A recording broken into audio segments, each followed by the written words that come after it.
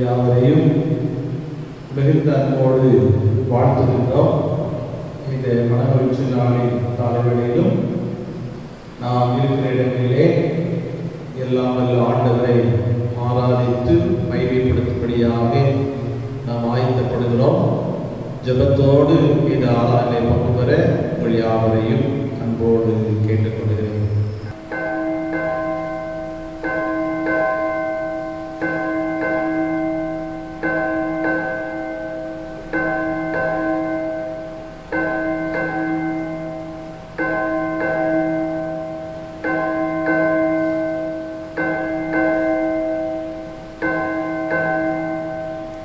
ஜெபம் பண்ண கிடவோம்.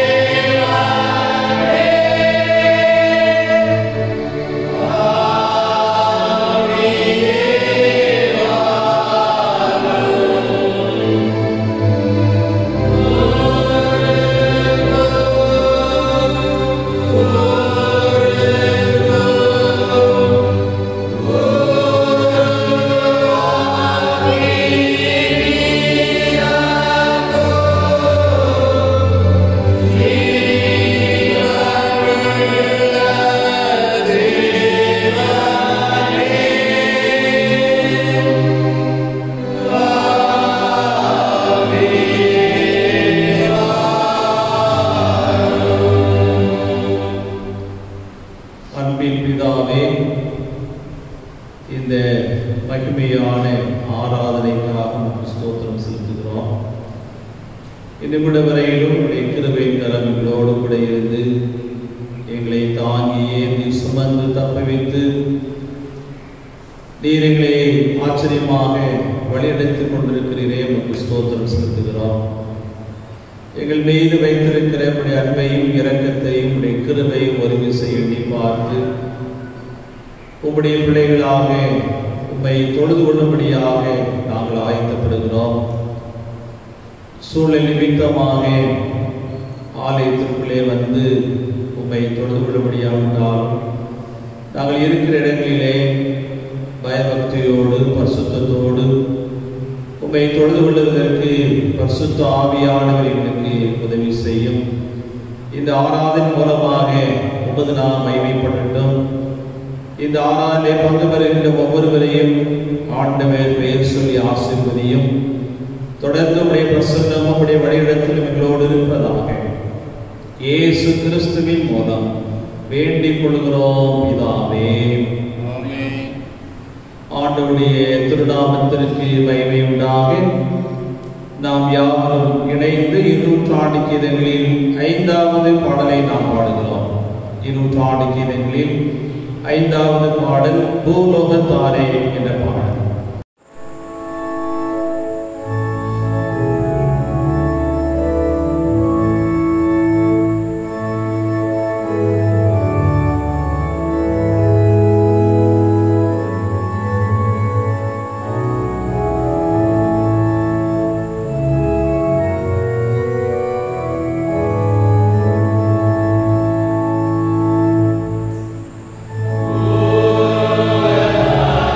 Oh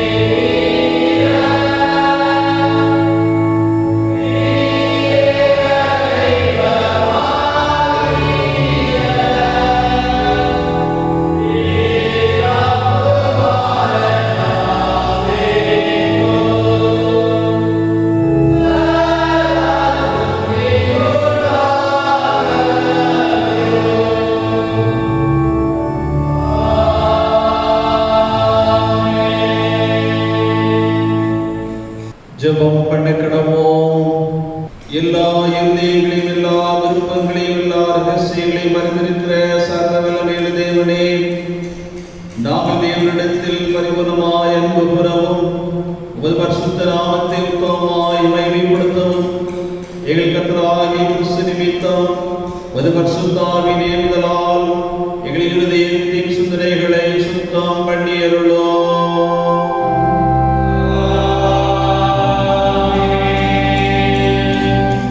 தேவன் திருவிடம் பற்றி சொல்லிய வார்த்தைகளாவனே, உன் தேவனாகிய கர்த்தர் நானே, என்னை அன்றி உனக்கு வேறே தேவர்கள் உண்டாயிருக்க வேண்டாம்.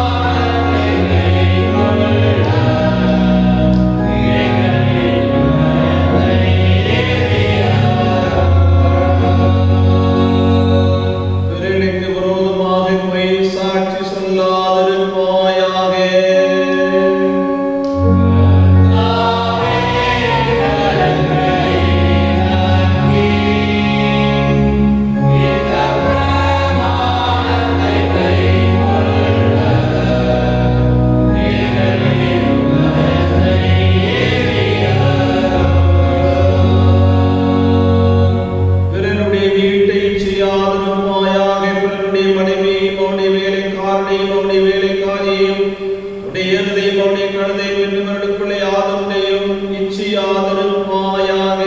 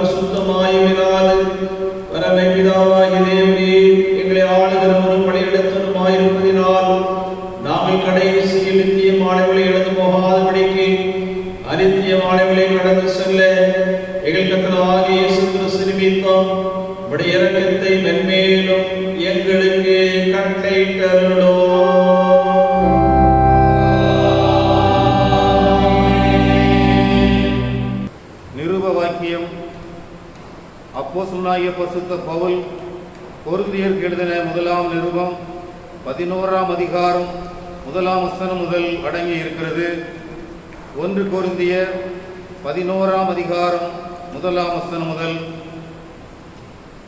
நான் கிறிஸ்துவை பின்பற்றுகிறது போல நீங்கள் என்னை பின்பற்றுவர்களாயிருங்கள். சகோதரரே, நீங்கள் எல்லாவற்றிலும் என்னை நினைத்து கொண்டு நான் உங்களுக்கு ஒப்புவித்தபடி நீங்கள் கட்டளைகளை கைக்கொண்டு வருகிற நிமித்தம் உங்களை புகழுகிறேன். ஒவ்வொரு புருஷனுக்கும் கிறிஸ்து தலையாயிருக்கிறார் என்றும், ஸ்திரீக்கு புருஷன் தலையாயிருக்கிறார் என்றும், கிறிஸ்துவுக்கு தேவன் தலையாயிருக்கிறார் என்றும் நீங்கள் அறிய வேண்டும் என்று விரும்புகிறேன். ஜெபம் பண்ணுகிற போதாவது, தீர்க்க தரிசனம் சொல்லுகிற போதாவது, தன் தலையை மூடிக்கொண்டிருக்கிற எந்த புருஷனும் தன் தலையை கனவீனப்படுத்துகிறான். ஜெபம் பண்ணுகிற போதாவது, தீர்க்க தரிசனம் சொல்லுகிற போதாவது, தன் தலையை மூடிக்கொள்ளாதிருக்கிற எந்த ஸ்திரீயும் தன் தலையை கனவீனப்படுத்துகிறாள். அது அவளுக்கு தலை சிரைக்கப்பட்டது போல் இருக்குமே. ஸ்திரீயானவள் முக்காடிட்டுக் கொள்ளாவிட்டால் தலைமயிரையும் கத்தரித்து போட கடவள். தலைமயிர் கத்தரிக்கப்படுகிறதும் சிரைக்கப்படுகிறதும் ஸ்திரீக்கு வெட்கமானால் முக்காடிட்டுக் கொண்டிருக்க கடவள். புருஷனானவன் தேவனுடைய சாயலும் மகிமையுமாயிருக்கிறபடியால் தன் தலையை மூடிக்கொள்ள வேண்டுவதில்லை. ஸ்திரீயானவள் புருஷனுடைய மகிமையாயிருக்கிறாள். புருஷன் ஸ்திரீயிலிருந்து தோன்றினவன் அல்ல, ஸ்திரீயே புருஷனிலிருந்து தோன்றினவள். புருஷன் ஸ்திரீக்காக சிருஷ்டிக்கப்பட்டவன் அல்ல, ஸ்திரீயே புருஷனுக்காக சிருஷ்டிக்கப்பட்டவள். ஆகையால் தூதர்கள் நிமித்தம் ஸ்திரீயானவள் தலையின் மேல் முக்காடிட்டுக் கொள்ள வேண்டும். ஆகிலும் கர்த்தருக்குள் ஸ்திரீ இல்லாமல் புருஷனும் இல்லை, புருஷன் இல்லாமல் ஸ்திரீயும் இல்லை என்பது நிருப வாக்கியம் வாசித்தாயிற்று.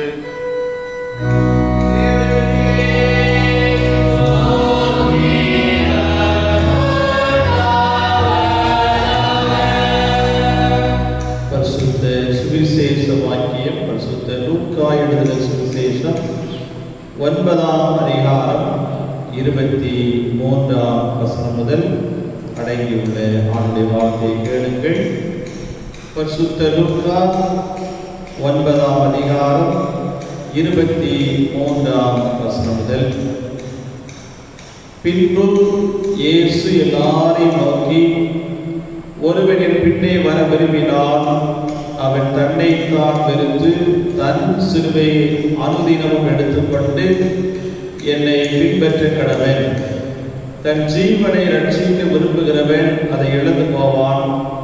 என் நிமித்தமாக தன் ஜீவனை இழந்து போகிறவன் அதை ரட்சித்துக் கொள்ளுவான். மனுஷன் உலகம் முழுவதையும் ஆதாயப்படுத்திக் கொண்டாலும் தன்னைத்தான் கெடுத்து நஷ்டப்படுத்தினால் அவனுக்கு லாபம் என்ன? என்னை குறித்தும் என் வார்த்தைகளை குறித்தும் எவன் வெட்கப்படுகிறானோ அவனை குறித்து மனுஷகுமாரனும் அவருடைய மகிமையோடும் பிதாவின் மகிமையோடும் பரிசுத்த தூதர்களின் மகிமையோடும் வரும்போது வெட்கப்படுவார். இங்கே நிற்கிறவர்களில் சிலர் தேவனுடைய ராஜ்யத்தை காணும் முன் மரணத்தை ருசி பார்ப்பதில்லை என்று மெய்யாகவே உங்களுக்கு சொல்லுகிறேன் என்றார் என்பது.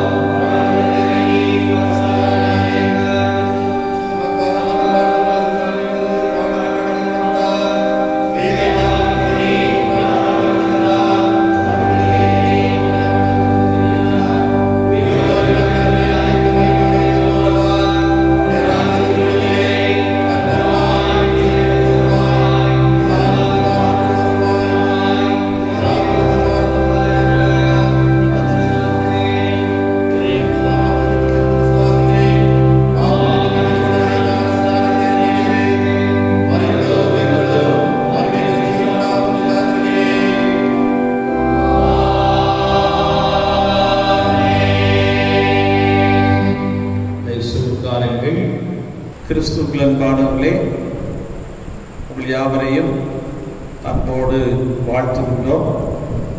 ஆண்டுடைய கிருபையும் இரக்கம், சமாதானம் மற்றும் சகலவிதமான ஆசீர்வாதங்களும் உங்களோடு என்று விளைத்திருப்பதாக. இந்த கொரோனா என்ற கொடிய காலத்திலும் ஆண்டவர் கிருபையாக நம்மை காத்து ரட்சித்து வருகிறார். நாம் ஆண்டவருக்கு அதிகமாக நன்றி செலுத்துவோம். இப்படிப்பட்ட நாட்களிலே நாம் ஜெபத்திற்கு அதிக முக்கியத்துவம் கொடுப்போம்.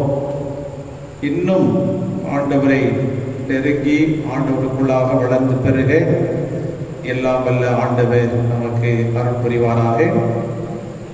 ஒரே ஒரு அறிவிப்பு சொல்ல விரும்புகிறேன். நம்முடைய கரங்களிலே சுய வெறுப்பு உண்டியல் கொடுக்கப்பட்டிருக்கிறது. இன்று முதல் நம்முடைய ஆலய பணியாளர் உடைய வீடுகளுக்கு வருகின்ற பொழுது நீங்கள் ஜெபத்தோடு அதை ஒப்படைக்குமாறு உங்களை அன்போடு கேட்டுக்கொள்கிறேன். இன்று முதல் நம்முடைய ஆலய பணியாளர் அவர்கள் உங்களுடைய வீடுகளுக்கு வந்து சுய விருப்பு உண்டியலை பெற்றுக்கொள்வார்கள் என்பதை மீண்டுமாக அன்போடு தெரிவித்துக் கொள்கிறேன்.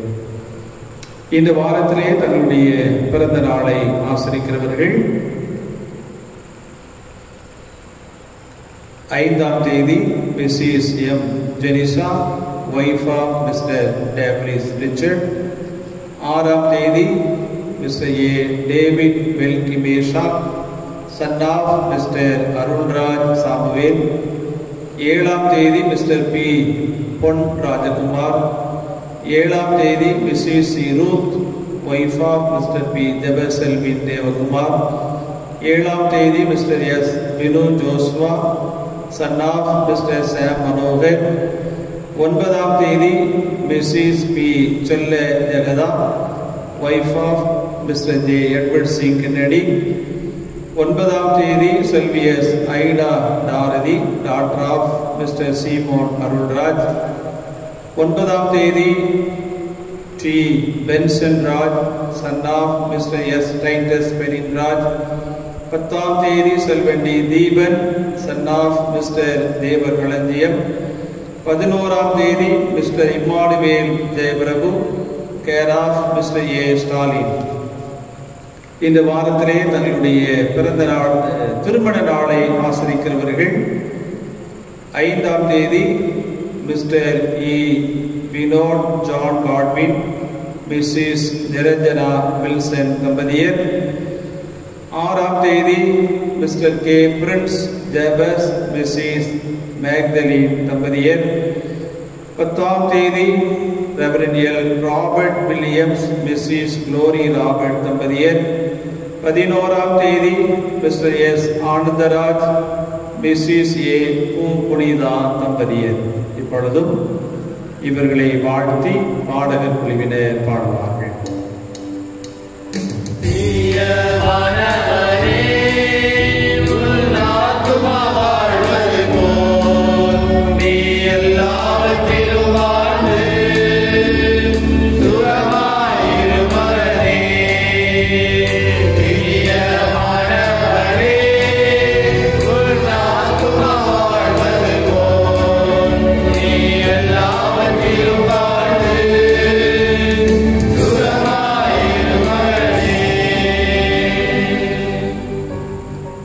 தலை தாழ்த்தி நாம் ஜெபிப்போம்.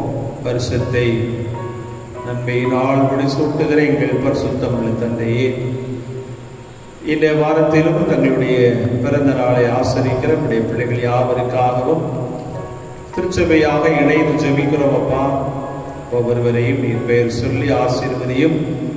கடந்து போன ஆண்டு முழுவதும் கண்ணின் மணியை போல பாதுகாத்து வந்திருக்கிறீர். ஸ்தோத்திரம்.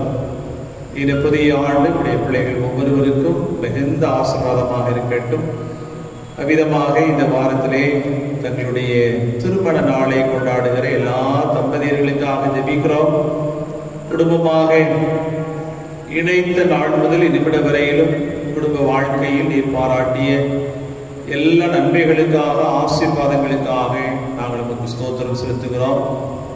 புதிய ஆண்டு ஒவ்வொரு குடும்பத்திற்கும் மிகுந்த ஆசீர்வாதமாக இருக்கட்டும். நீர் எங்களுக்கு ஏராளமான வாக்குத்தத்தங்களை தந்திருக்கிற ஸ்தோத்திரம். வாக்குத்தத்தங்கள் எல்லாம் இயேசு கிறிஸ்துவுக்குள் ஆம் என்றும் ஆமேன் என்றும் இருக்கிறது. அவ்விதமாக உங்களுடைய வாக்கின் பிரகாரம் உங்களுடைய பிள்ளைகளை ஆசீர்வதிங்க. நீர் பாய்ச்சலான தோட்டத்தை போலவும் வற்றாத நீரூற்றை போல விருப்பாயின் வாக்கு கொடுத்திருக்கிற விதமாக பிறந்த நிலை ஆசிரிக்கிற பிள்ளைகள் யாவருடைய வாழ்வும் திருமண நாளை ஆசிரிக்கிற எல்லா தங்களுடைய வாழ்வும் சுகித்திருக்கட்டும். புதிய நன்மைகளை கொடுத்தருளும். எல்லா தீமைகளுக்கும் விலைக்கு பாதுகாத்துக் கொள்ளும். எங்கள் ஆண்டவர் இயேசு கிறிஸ்துவின் மூலம் வேண்டிக் கொள்கிறோம் பிதாவே, ஆமென். செய்திக்கு ஆயத்தமாக 200 கீதங்களில் 267வது பாடலை பாடலாம். 267 கரையேறி உமதண்டை என்ற பாடல். Amen.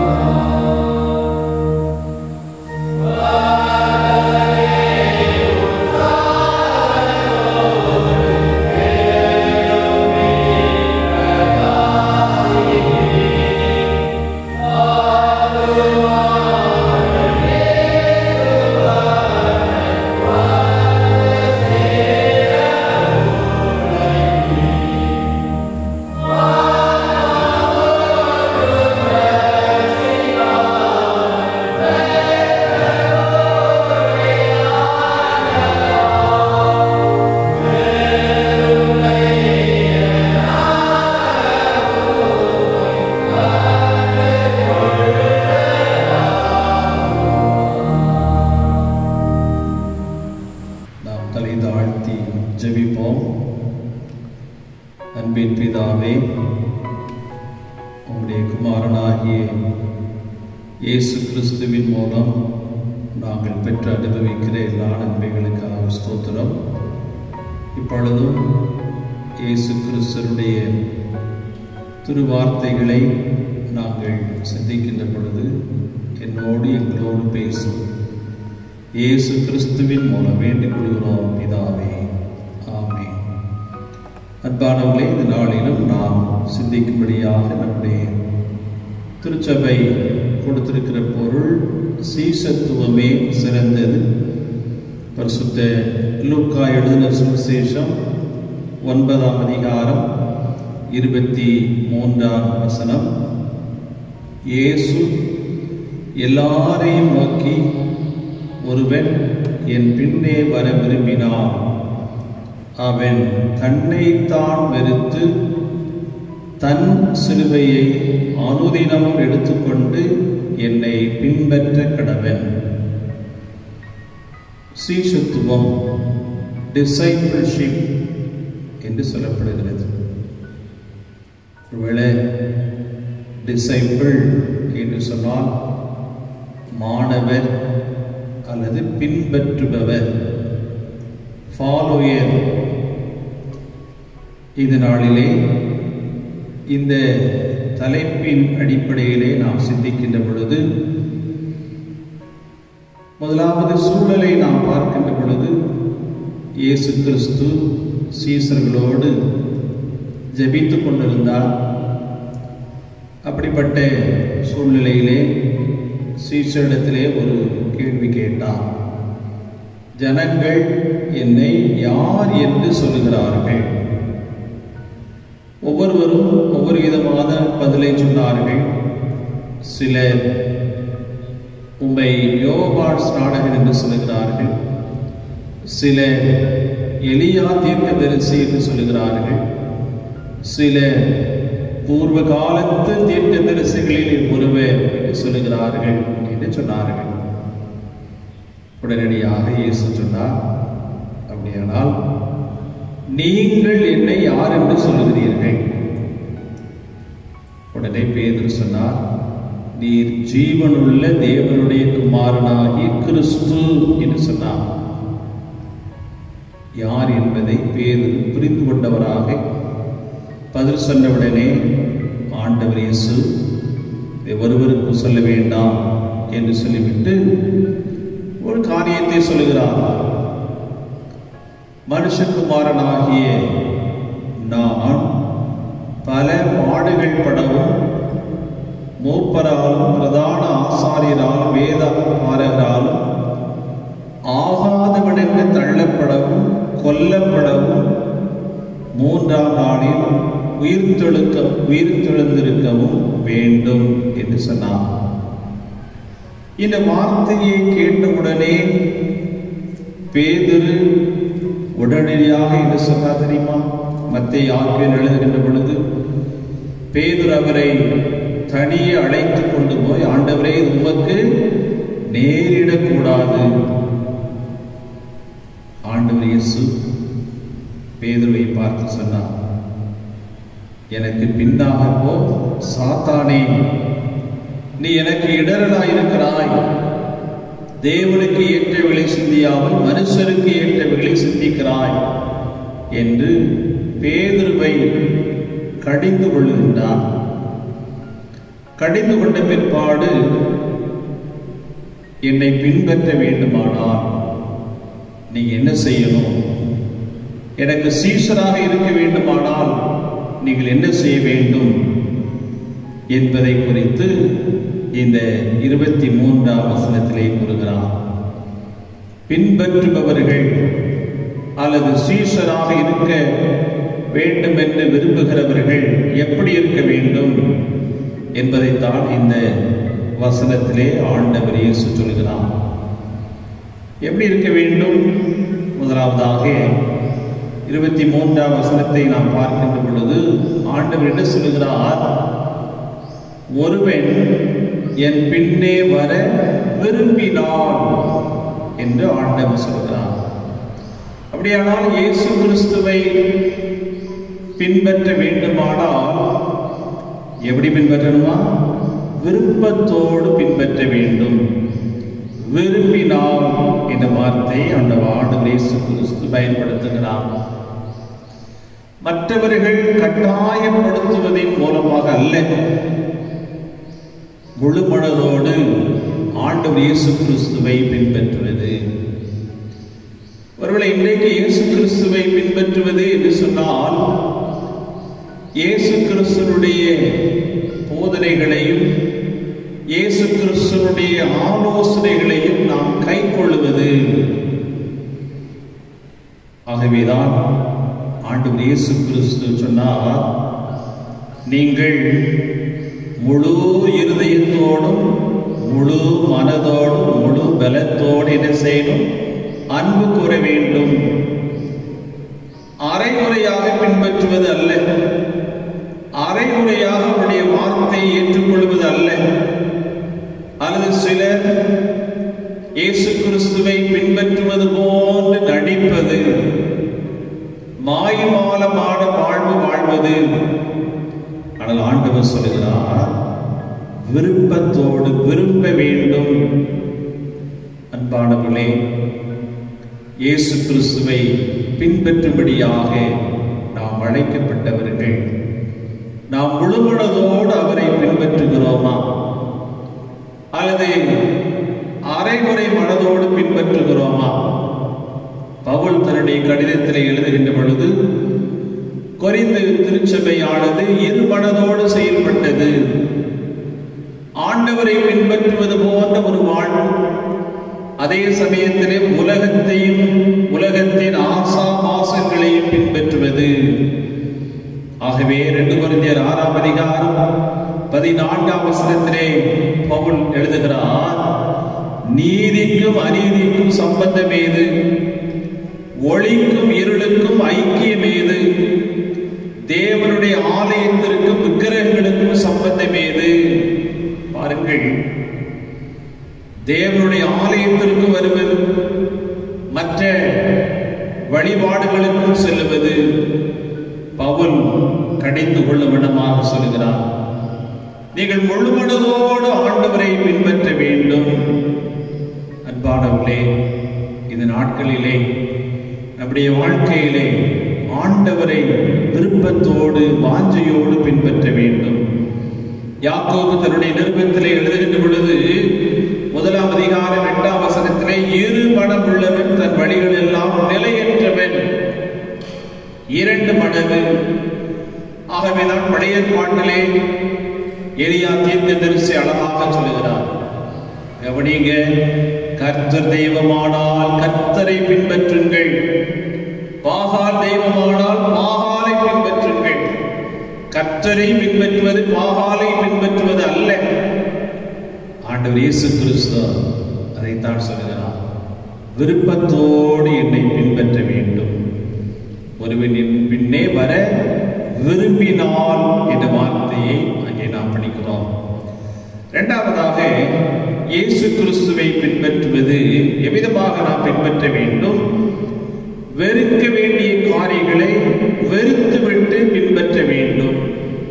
அதே வசனத்தை நாம் தியானிக்கின்ற பொழுது இயேசு என்ன சொல்கிறார்? அவன் தன்னைத்தான் வெறுத்து என்ற வார்த்தையை பயன்படுத்துகிறார். தன்னைத்தான் வெறுத்து. அன்பானவர்களே, தன்னைத்தான் வெறுத்து என்று சொல்லுகின்ற பொழுது நம்முடைய சுயம், பவுல் எழுதுகின்ற பொழுது தீமோத்தேயுக்கு, கடைசி நாட்களிலே கொடிய காலங்கள் வரும் என்று எண்ணுமாயாக, ஏனெனில் மனுஷர்கள் எப்படி இருப்பார்கள்? தற்பிரியராயிருப்பார்கள். செல்ஃப் லவ்வர்ஸ், தங்களை பிரியப்படுத்துகிறவர்களாக, தங்களை மேன்மையுள்ளவர்களாக எண்ணுகின்ற ஒரு சூழல். ஆனால் ஆண்டவர் இயேசு சொல்லுகிறார், என்னை பின்பற்றுகிறவர்கள் தன்னை வெறுக்க வேண்டும், சுயத்தை வெறுக்க வேண்டும். அன்பானவர்களே, நீதிமொழிகளிலே நாம் பார்க்கிறோம், ஆண்டவராகிய கடவுள் நம்முடைய வாழ்க்கையிலே அல்லது மனிதனுடைய வாழ்க்கையிலே சில காரியங்களை வெறுக்க வேண்டும் என்று சொல்கிறார். அதிலும் குறிப்பாக நீதிமொழிகள் 6ஆம் அதிகாரத்திலே சொல்லுகிறார், 7 காரியங்களை நாம் என்ன செய்யணுமா? வெறுக்க வேண்டும். 6 காரியங்களை கர்த்தர் வெறுக்கிறார், 7 அவருக்கு அருவருப்பானவைகள். அவையாவன திருமறை வைத்திருப்போம் என்று சொன்னால் அதை பாருங்கள். மேட்டிமையான கண், பொய் நாவு, குற்றமற்றவருடைய ரத்தம் சிந்தும் கை, துர் ஆலோசனையை பிழைக்கும் இருதயம், தீங்கு செய்வதற்கு விரைந்தோடும் கால், அபத்தம் பேசும் பொய் சாட்சி, சகோதரருக்குள்ளே விரோதத்தை உண்டுபடுதல் ஆகியவைகளே. தன்னை வெறுத்தல். ஒரு மனிதனுடைய வாழ்க்கையில இப்படிப்பட்ட காரியங்கள் வெறுக்க வேண்டும், வெறுக்கப்பட வேண்டும். அன்பானவர்களே, அப்போஸ்தலனாகிய பரிசுத்த பவுல் தன்னுடைய வாழ்க்கையிலே ஒரு காலத்திலே மனதும் மாம்சீகமும் விரும்பினது போல செயல்பட்டவன். ஆனால் எப்பொழுது ஆண்டவர் இயேசு கிறிஸ்து அவரை சந்தித்தாரோ அவருடைய வாழ்க்கையில் ஒரு பெரிய மாற்றம். ஆகவே அப்போஸ்தலர் 9ஆம் அதிகாரத்திலே 6ஆம் வசனத்திலே பவுல் சொல்லுகிறார், ஆண்டவரே, நான் என்ன செய்ய சித்தமாயிருக்கிறேன். பாருங்கள், இதுகாரும் அவருடைய வாழ்க்கையிலே சுய சித்தம், அந்த சுயம் மேலோங்கி இருந்தது. அந்த சுயம் என்ன? 1ஆம் வசனத்தை பாருங்கள். சவுல் என்பவன் இன்னும் கர்த்தருடைய சீஷரை பயமுறுத்தி கொலை செய்யும்படி சீறி பிரதான ஆசாரியனிடத்திற்கு போய் என்று சொல்லப்பட்டிருக்கிறது. ஸ்திரீகளையும் புருஷர்கள் என்ன செய்கின்றான்? வீடு வீடாக சென்று இழுத்து வந்து அவளை துன்பப்படுத்துகின்றான். இதுதான் அவனுடைய விருப்பமும் வாஞ்சையுமாக இருந்தது. ஆனால் எப்பொழுது ஆண்டவர் இயேசு கிறிஸ்து அவரை சந்தித்தாரோ அவருடைய வாழ்க்கையில ஒரு பெரிய மாற்றம்.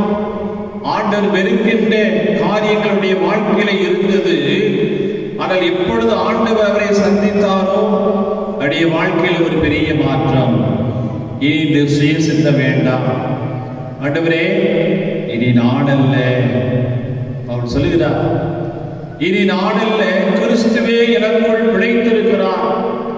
என்னுடைய வாழ்க்கையிலே இந்த சுயம் அல்ல, ஆண்டவர் இயேசு கிறிஸ்து எனக்குள்ளாக பிழைத்திருக்கிறார் என்று சொல்லி அவர் சொல்லுகிறார், ஆண்டவரே, நான் என்ன செய்ய சித்தமாயிருக்கிறேன் என்று சொல்லி. ஆக இந்த அருமையான வசனத்தின் மூலமாக நாம் கற்றுக்கொள்ளுகிற காரியம் என்னவென்று சொன்னால், ஆண்டவரை பின்பற்றுகிறவர்கள் நம்முடைய வாழ்க்கையிலே என்ன செய்யணுமா? வெறுக்க வேண்டிய காரியங்களை நாம் வெறுக்க வேண்டும். அதை இன்னொரு விதத்திலே பவுல் எழுதுகின்ற பொழுது கொஞ்சம் விளக்கமாக கலாத்தியர்கள் நிருபத்திலே அவர் சொல்லுகிறார். என்ன சொல்லுகிறார்? 24ஆம் வசனம், 6ஆம் அதிகாரம் 24ஆம் வசனத்தை பாருங்கள். கிறிஸ்துவுடையவர்கள் தங்கள் மாம்சத்தையும் அதன் ஆசை இச்சைகளையும் சிலுவையில் அறைந்திருக்கிறார்கள். அதாவது சுயம், நம்முடைய மாம்ச சிந்தை, ஆசை இச்சைகள் எல்லாவற்றையும் என்ன செய்தார்கள்? சிலுவையிலே அறைந்து விட்டார்கள். தன்னைத்தான் வெறுத்தலுக்கு அடையாளம் என்பதை பவுல் சொல்லுகிறார். அப்படியானால் இரண்டாவதாக நாம் சிந்திக்கிற காரியம் என்னவென்று சொன்னால், வெறுக்க வேண்டிய காரியங்களை நாம் வெறுத்து விட்டு ஆண்டவர் இயேசு கிறிஸ்துவை பின்பற்றும்படியாக அழைக்கப்படுகிறோம். மூன்றாவதாக அதே வசனத்தை நாம் தியானிக்கின்ற பொழுது ஆண்டவர் சொல்லுகிறார், தன் சிலுவையை அனுதினமும் எடுத்துக்கொண்டு என்னை பின்பற்ற கடவன். சிலுவையை எடுத்துக்கொண்டு என்று சொல்லப்பட்டிருக்கிறது. அன்பானவர்களே, இயேசு கிறிஸ்து சிலுவையிலே அடிக்கப்பட்டார். இயேசு கிறிஸ்து சிலுவையிலே பாடுகளுக்கு உட்படுத்தப்பட்டார். இயேசு கிறிஸ்துடைய சிலுவை எதை நமக்கு காண்பிக்கிறது? அவருடைய அர்ப்பணிப்பு, அவருடைய பாடுகள் மற்றும் அவருடைய தியாகத்தை காண்பிக்கிறது. அதே ஆண்டவர் இயேசு கிறிஸ்து நம்மை பார்த்து கூறுகிறார், தன் சிலுவையை அனுதினமும் எடுத்துக்கொண்டு என்று வார்த்தையை சொல்லுகிறார். அன்பானவர்களே, தன் சிலுவை என்று சொல்லுகின்ற பொழுது ஒவ்வொருத்தருக்கும் ஒவ்வொரு விதமான சிலுவை இருக்கிறது, ஒவ்வொரு விதமான பாடுகள் உண்டு. நம்முடைய சிலுவை அவருடைய பாடுகளோடு நம்மை அடையாளப்படுத்துகிறது என்பதை நாம் நினைவில் கொள்ள வேண்டும். ஆக ஒவ்வொருத்தருக்கும் ஒவ்வொரு விதமான சிலுவை அல்லது பாடுகள் உண்டு. அந்த பாடுகள் மத்தியிலும் நாம் என்ன செய்யணும்? ஆண்டவரை பின்பற்ற வேண்டும். அதுதான் சீஷத்துவம். பாதியிலே விட்டுவிட்டு செல்வதல்ல, அல்லது பின்வாங்கி போகின்ற ஒரு வாழ்க்கையும் அல்ல. சிலுவையை எடுத்துக்கொண்டு என்று அங்கே சொல்லப்பட்டிருக்கிறது. ஒருவேளை இப்படிப்பட்ட நாட்களிலே ஒவ்வொருத்தருக்கும் ஒவ்வொரு விதமான சிலுவை பாடுகள், ஆனால் அந்த பாடுகளின் மத்தியிலும் ஆண்டவர் நம்மோடு கூட இருக்கிறார். அந்த சிலுவையை நாமே ஏற்றுக்கொள்ளத்தான் வேண்டும். அன்பானவர்களே, ஆகவேதான் அப்போஸ்தலனாகிய பரிசுத்த பேதுரு தன்னுடைய நிருபத்திலே எழுதுகின்ற பொழுது இவ்விதமாக கூறுகின்றார். 1 பேதுரு 4ஆம் அதிகாரத்திலே, ஒருவன் கிறிஸ்தவனாய் இருப்பதினால் பாடுபட்டால் வெட்கப்படாமல் இருந்து அது நிமித்தம் தேவனுடைய நாமத்தை மகிமைப்படுத்த கடவன். அன்பானவர்களே, பாடு அதை 2 விதமாக பாடுகளாக அங்கே பேதுரு எழுதுகின்றார். 2 விதம். ஒன்று 15ஆம் வசனத்தை பாருங்கள். உங்களில் ஒருவனும் கொலை பாதகனாவது, திருடனாயாவது, பொல்லாங்கு செய்கிறவனாவது, அந்நிய காரியங்களில் தலையிட்டு கொண்டவனாயாவது பாடுபடுகிறவனாய் இருக்கக்கூடாது. அப்போ பாடு அல்லது உபத்திரம் என்பது இதோ தவறு செய்வது நிமித்தமாக பாடுகள். அதைத்தான் அங்கே 15ஆம் வசனத்திலே பேதுரு சொல்லுகின்றார். தவறு செய்வது நிமித்தம் கொலை பாதகனாயாவது, திருடனாயாவது, பொல்லாங்கு செய்தவனாயாவது என்று சில காரியங்களை சொல்லிவிட்டு இது நிமித்தமாக வருகின்ற பாடு. ஆனால் அதை குறித்து பவுல் சொல்லவில்லை. இறை மக்களுக்கு, அவருடைய பிள்ளைகளுக்கு பாடுகள் உண்டு. எப்படி? கிறிஸ்தவனாய் இருப்பதினால், கிறிஸ்துவை உடையவர்களாக இருப்பதினால், கிறிஸ்துவின் நாமத்தை தரித்துக் கொண்ட நிமித்தமாக, கிறிஸ்துவை பின்பற்றுவது நிமித்தமாக இந்த உலகத்திலே பாடுகள். திருச்சபை வரலாற்றை நாம் திரும்பி பார்க்கின்ற பொழுது ஆதி திருச்சபை பாடுகள் வழியாக கடந்து சென்றது. கிபி 1ஆம் 2ஆம் நூற்றாண்டுகள் அல்லது 3ஆம் நூற்றாண்டுகள் வரை நாம் பார்க்கின்ற பொழுது ஆதி திருச்சபை மிகவும் அதிகமான உபத்திரம். எத்தனையோ பரிசுத்தவான்கள் தங்களுடைய உயிரை விசுவாசத்திற்காக தியாகம் செய்தார்கள். தங்களுடைய விசுவாசத்தின் நிமித்தமாக பாடுகளை மகிழ்ச்சியோடு ஏற்றுக்கொண்டார்கள் என்று சொல்லி நாம் பார்க்கிறோம்.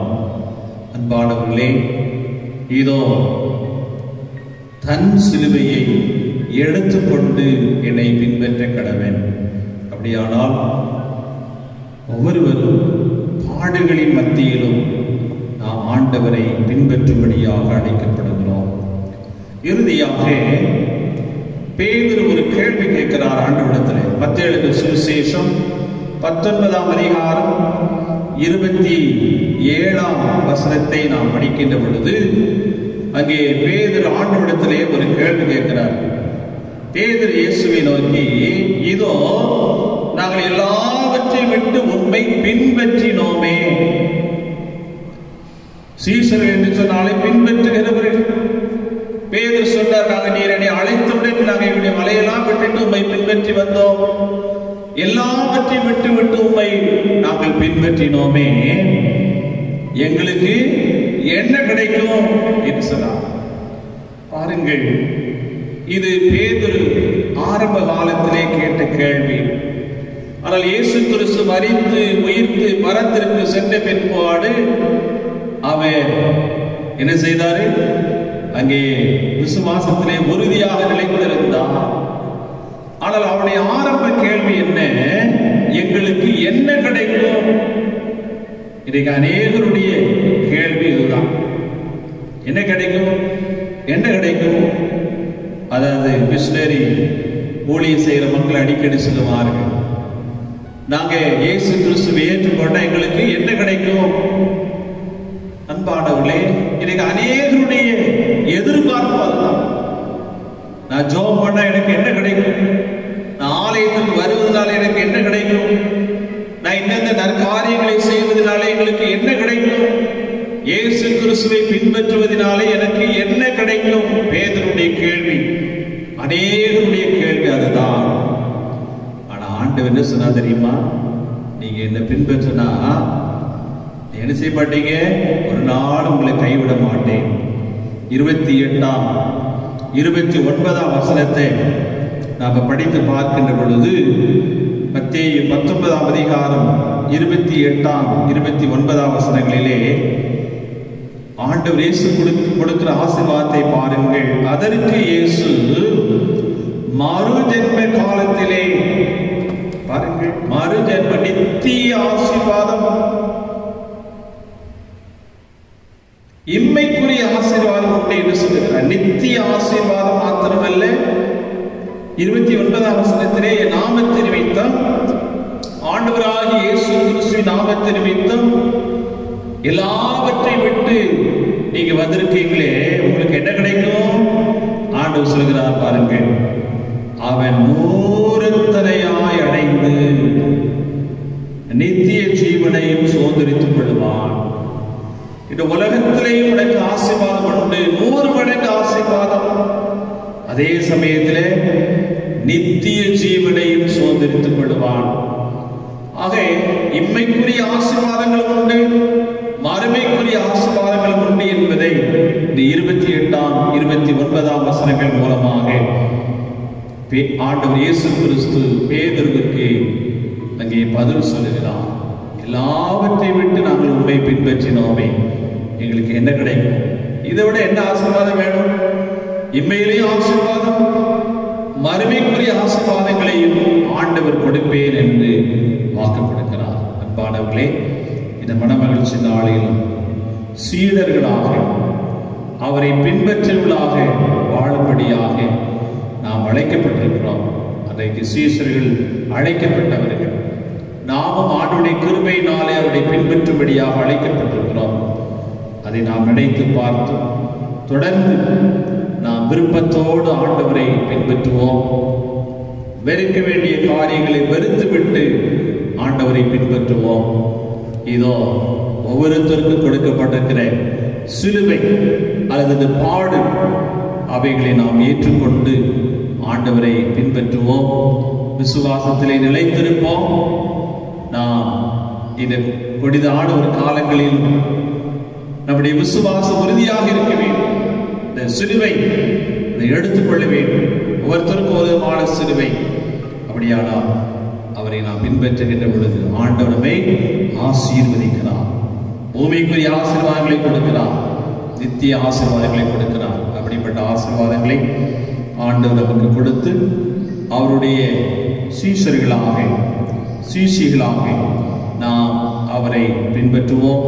கர்த்தர் நம் ஒவ்வொருவரையும் அளவில்லாமல் ஆசீர்வதிப்பாராக. நாம் தலை தாழ்த்தி ஜெபிப்போம். பிதாவே, உமக்கு ஸ்தோத்திரம். உம்முடைய வார்த்தையின் பிரகாரம் எல்லா சூழ்நிலைகளிலும் நாங்கள் உம்மை தொடர்ந்து பின்பற்றுவதற்கு பரிசுத்த ஆவியானவர் எங்கள் ஒவ்வொருவருக்கும் அருள் புரிய வேண்டும் என்று எங்கள் ஆண்டவர் இயேசு கிறிஸ்துவின் மூலம் வேண்டிக் கொள்கிறோம் பிதாவே. ஆமென்.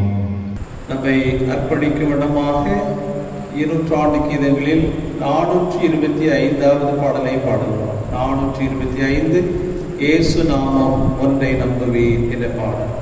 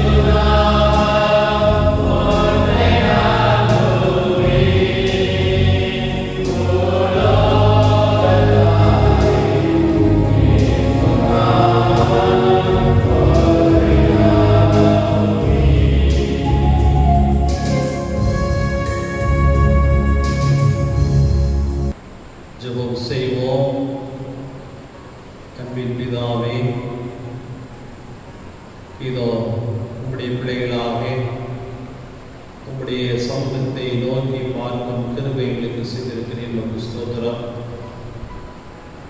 இந்த ஆராதனை வழியாக உம்மை மகிமைப்படுத்தவும் எங்களை அர்ப்பணிக்கும் பாக்கியம் எங்களுக்கு தந்திருக்கிறேன். ஸ்தோத்திரம். உம்மை பின்பற்றுகின்ற அனுபவத்திலே நிலைத்திருந்து ஒவ்வொரு நாளும் உடைய திருச்சித்தத்தை நிறைவேற்றக்கூடிய பாக்கியத்தை எங்களுக்கு தந்து எங்கள் ஒவ்வொருவரையும் நீர் ஆசீர்வதிக்க வேண்டும் என்று எங்கள் ஆண்டவர் இயேசு கிறிஸ்துவின் மூலம் வேண்டிக் கொள்கிறோம் பிதாவே.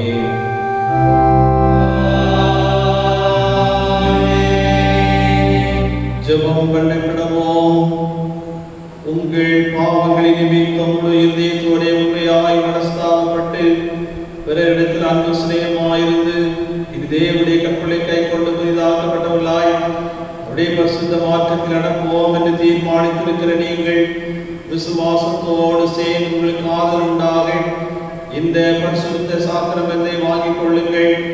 அதற்காக பணிவாய் முழங்காற்படியிட்டு சர்வ வல்லமையுள்ள தேவனை நோக்கி உங்கள் பாவங்களை மன தாழ்மையாய் அறிக்கையிடுங்கள். யாவும் சேர்ந்து சொல்லுவோம். சர்வ வல்லமையுள்ள தேவனே, எங்கள் கர்த்தராகிய இயேசு கிறிஸ்துவின் பிதாவே, சகலத்தையும் சிருஷ்டித்தவரே, சகல மனிதர்களுக்கு நியாயாதிபதியே, தேவனுடைய நீதியின் பாவங்களை மறக்கிறதாக நாங்கள் அடிக்கடியினால் வார்த்தையினால் கிரியையினால் திவ்ய மகத்துவத்துக்கு விரோதமாய் அங்கரித்து செய்த பலவிதமான பாவங்களையும் அக்கிரமங்களையும் அறிக்கைக்கு புலம்புகிறோம். இந்த குற்றங்களை குறித்து நாம் உண்மையாய் மனஸ்தாபப்பட்டு குணப்படுத்தோடு துக்கப்படுகிறோம். அவளை நினைத்து வேதனைப்படுகிறோம். அவர்களுக்கெல்லாமே சுமக்கப்படாத பாரம் எங்களுக்கு இறங்கும். மிகுந்த இறக்கமுள்ள பிதாவே எங்களுக்கு இறங்கும். நாங்கள் செய்த யாவையும் வருமாறும் எங்கள் கர்த்தராகிய இயேசு கிறிஸ்துவின் எங்களுக்கு மன்னி நாமத்திற்கு கடமையை உண்டாக நாங்கள் புதிதாக்கப்பட்டவர்களாய் எப்பொழுது ஊழியம் செய்வதற்கு பிரியமாய் நடந்து வரும்படி எங்கள் கர்த்தராகிய இயேசு கிறிஸ்துவின் மூலமாய் கட்டளையிட்டோம்.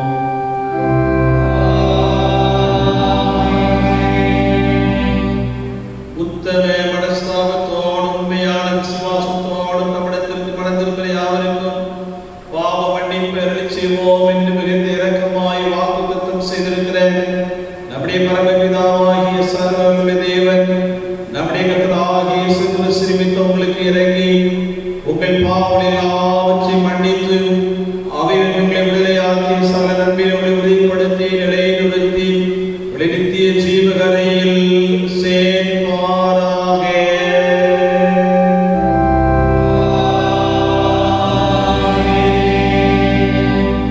தமிழகத்தில் உண்மையாய் வளர்ந்தது யாவருக்கும் நமது ரட்சகராகிய கிறிஸ்து திருமணம் பற்றுகிற ஆறுதலான வார்த்தைகளை கேளுங்கள்.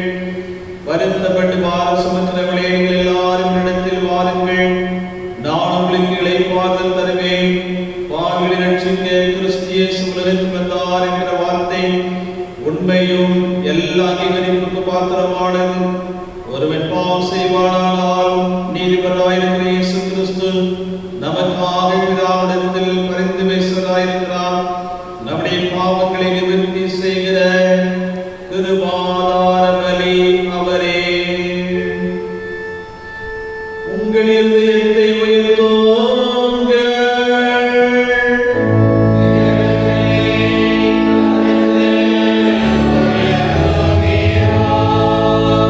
நம்முடைய கர்த்தராகிய தேவனுக்கு ஸ்தோத்திரம் செலுத்த கடவோம்.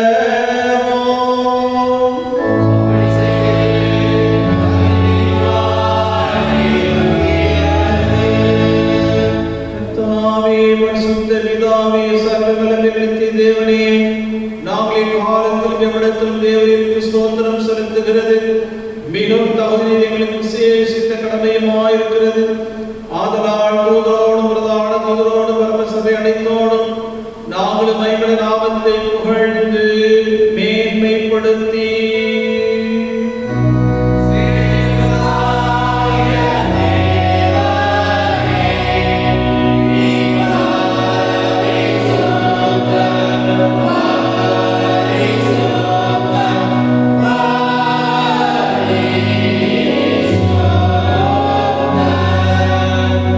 Oh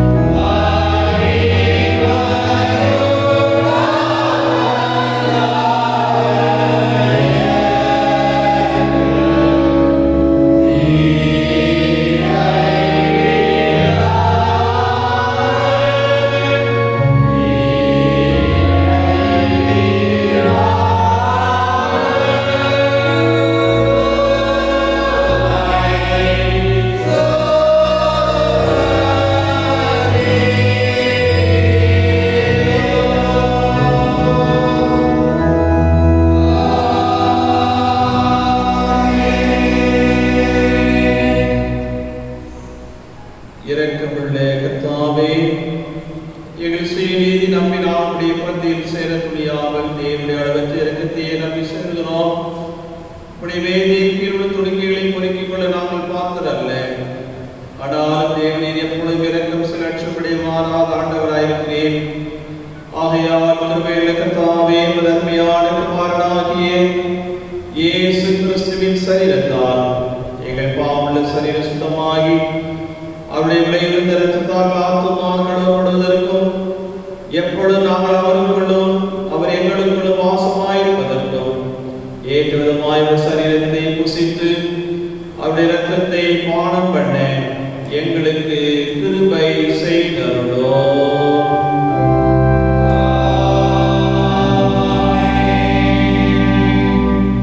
சர்வ வல்லமையுள்ள தேவனே, எங்கள் பரம பிதாவே, தேவரீகளுக்கு உருக்கமாய் இறங்கி ஒரே குமாரனாகிய இயேசு கிறிஸ்து சிலுவையில் மரணமடைந்து எங்களை மீட்டுக் கொள்ளும்படி அவரை தந்தருளினீரே. அவர் சிலுவையிலே ஒரே தந்தை தாமே அகமதியாக கொடுத்து சர்வலோகத்தின் பாவங்களையும் நிவர்த்தி செய்வதற்கு நிறைவும் போராடும் போதுமான பலியையும் காணிக்கை பரிகாரத்தை செலுத்துவல்லாமல் தமது அருமையான மரணத்தை எல்லைக்கு நடைபோட்டு ஞாபகத்தை நியமித்து தாம் திரும்ப வரும்படவும் நாங்கள் அதை அனுசரித்து வரும்படி தமது பரிசுத்த சுவிசேஷத்தில் கட்டளையிட்டிருக்கிறாரே. இரக்கமுள்ள பிதாவே, எங்கள் ஜெபத்தை கேட்டருளி உமது குமாரனும் எங்கள் ரட்சகருமாகிய இயேசு கிறிஸ்து கட்டளையிட்ட பரிசுத்த நியமத்தின்படி நாங்கள் அவருடைய பாடுகளை மரணத்தை விடைபோர்ந்து பதார்த்தங்களாகிய இந்த அப்பத்தையும் திராட்சரசத்தையும் பெற்றுக் கொள்ளும் போது அவருடைய சுத்தமுள்ள சரீரத்திற்கும் இரத்தத்திற்கும் பங்களாபடி கிருபை செய்ய வேண்டும் என்று மிகவும் தாழ்மையாய் வேண்டிக் கொள்கிறோம். அவே தாம் காட்டி கொடுக்கப்பட்ட ராத்திரியிலே அப்பத்தை எடுத்து ஸ்தோத்திரம் பண்ணி அதை விட்டு சீசர்களுக்கு கொடுத்து, நீங்கள் வாங்கி புசியுங்கள், இது உங்களுக்காக கொடுக்கப்படுகிற என்னுடைய சரீரமாயிருக்கிறது.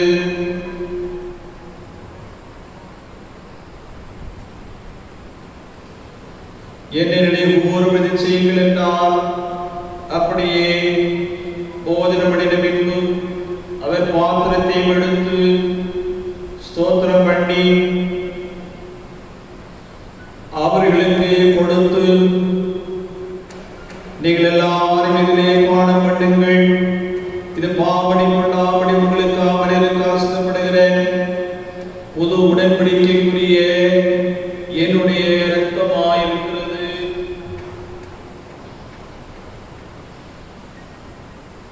இதை பாடம் பண்ணும் பொழுதெல்லாம் என்னை நினைவு செய்யுங்கள் என்று திருவிழம் பற்றினார்.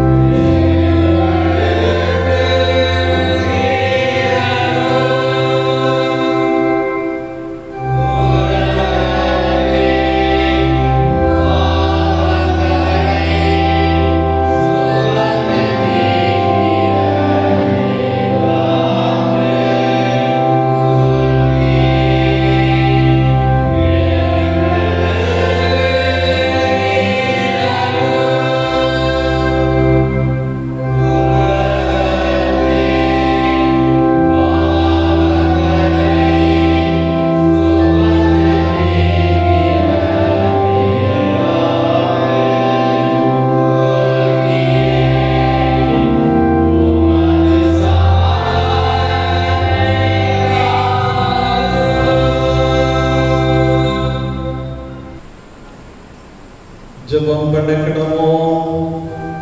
பரமண்டலங்களில் இருக்கிற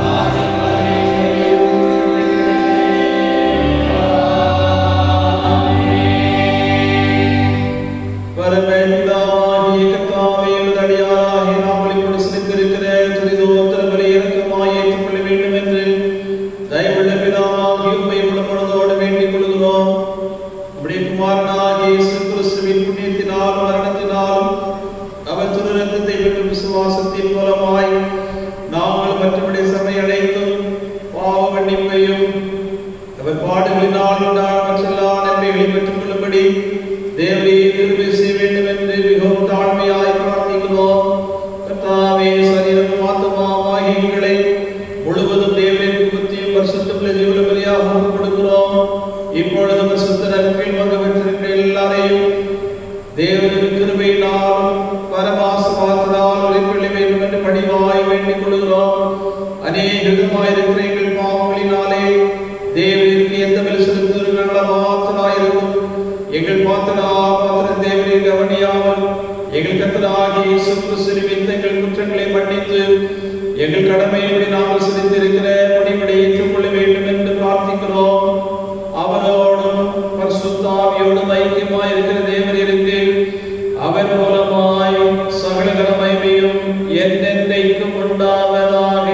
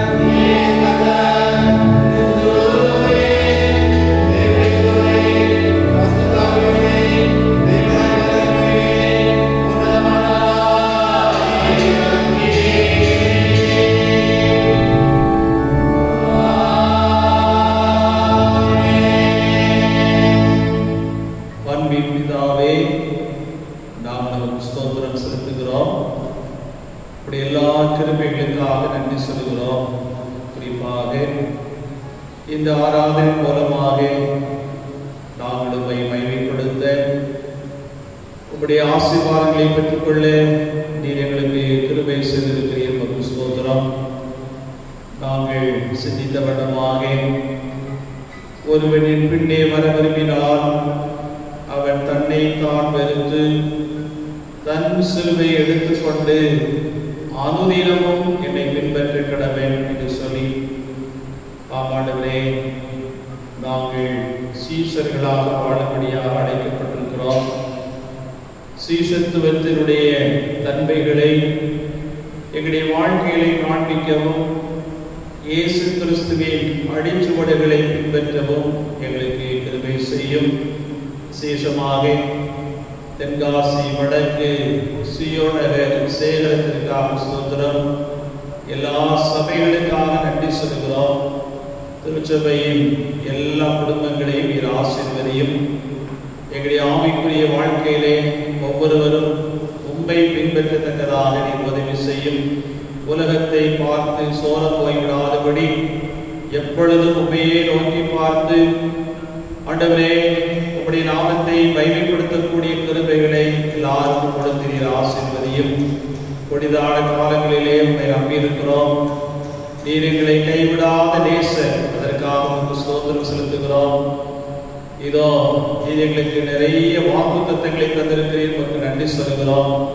அவ்விதமாக இஸ்ரவேலை நான் என்றைக்கும் கைவிடாதிருப்பேன் என்று எங்களுக்கு வாக்கு தந்திருக்கிறேன். அவ்விதமாக உம்முடைய வாக்கின் பிரகாரம் இரவு பகலும் இதோ விழித்திருந்து காக்கின்ற தெய்வமாக தொடர்ந்து எங்களை கைவிடாது கரம் பிடித்து வழிநடத்த வேண்டும் என்று நாங்கள் மன்றாடி ஜெபிக்கிறோம்.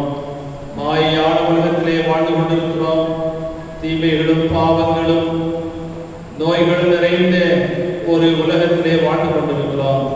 அதே சமயத்திலே நாங்கள் உம்முடைய பிள்ளைகள், உம்மை பின்பற்றுகிறவர்கள் என்ற உரிமையோடு உடைய பாதத்திலே நாங்கள் கெஞ்சி கேட்கிறோம். சுவாமி, ஒவ்வொருவரையும் பாதுகாத்தருடன் எல்லா தீமைகளுக்கும் விலைக்கு பாதுகாத்து ரட்சித்து ஆசீர்வதியும்.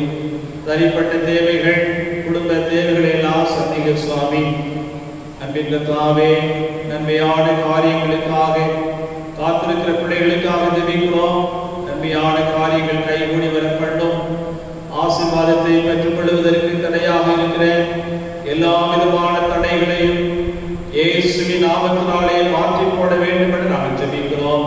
அன்பின் கர்த்தாவே, குடும்பமாக நாங்கள் இருக்கிற இடங்களிலே உம்மை மகிமைப்படுத்தக்கூடிய கிருபைகளை தாரும்.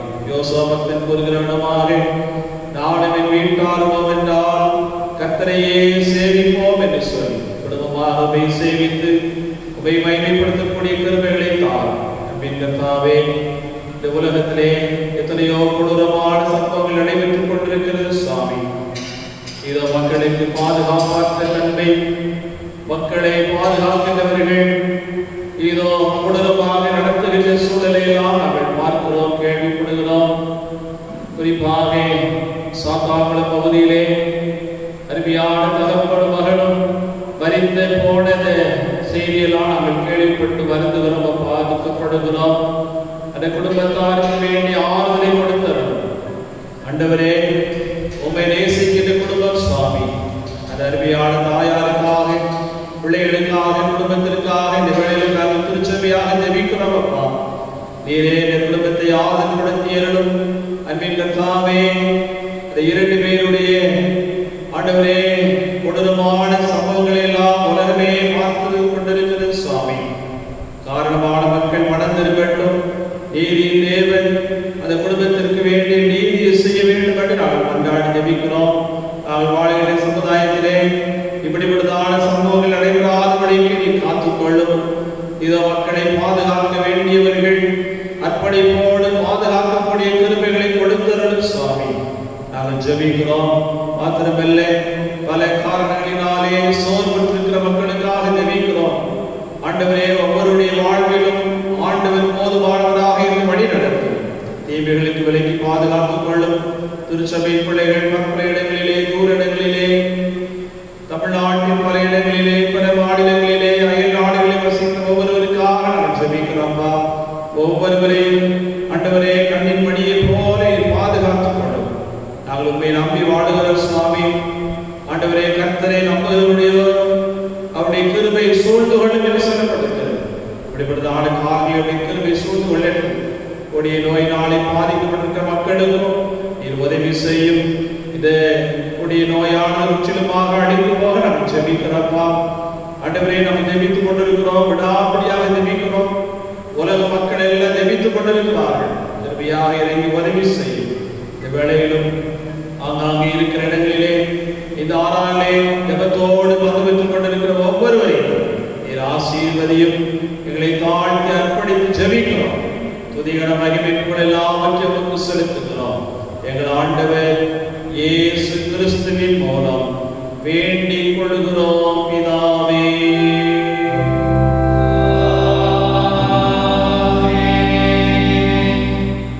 எல்லா புத்திக்கும் மேலான தேவ சமாதானங்களோடு கூட இருந்து நீங்கள் தேவனுடைய வழிக்குமாரனாய் இயேசு கிறிஸ்துவை பற்றி அறிவுகளை திருக்கும்படி உங்கள் இருதயத்தை சிந்தையை காக்க கடவது பிதா குமாரன் பரிசுத்த ஆவியாகிய சர்வ தேவனுடைய ஆசீர்வாதங்களுக்குள்ளே இருந்து எப்பொழுதும் உங்களோடே நிலைத்திருக்க கடவது.